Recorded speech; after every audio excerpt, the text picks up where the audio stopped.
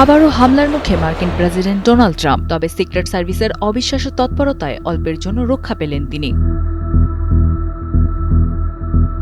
বাক স্বাধীনতার এক অনুষ্ঠানে যোগ দিয়েছিলেন ডোনাল্ড ট্রাম্প। হঠাৎ এক সশস্ত্র দুর্বৃত্ত একাধিক অস্ত্র নিয়ে নিরাপত্তা চৌকিতে হামলা চালায়। এ সময় সিক্রেট সার্ভিসের এক অফিসার সরাসরি গুলিবিদ্ধ হন। তবে বুলেট প্রুফ ভেস্ট থাকায় অলৌকিকভাবে বেঁচে যান তিনি। হামলাকারী ক্যালিফোর্নিয়ার বাসিন্দা বলে জানা গেছে। ঘটনার পরপরই তদন্ত শুরু করেছে এফবিআই। এ ঘটনার প্রেক্ষাপটে হোয়াইট হাউসের নিরাপত্তা আরও জোরদার করার দাবি জানিয়েছেন ট্রাম্প। ড্রোন প্রতিরোধী ব্যবস্থা এবং বুলেট প্রুফ বলরুম তৈরির প্রয়োজনীয়তা আবারও তুলে ধরেন তিনি। ভাইস প্রেসিডেন্ট জেডি ভেন্স সহ অনুষ্ঠানে উপস্থিত সবাই সুরক্ষিত আছে বলে নিশ্চিত করেছে প্রশাসন। Sanjida Laboni, Times today.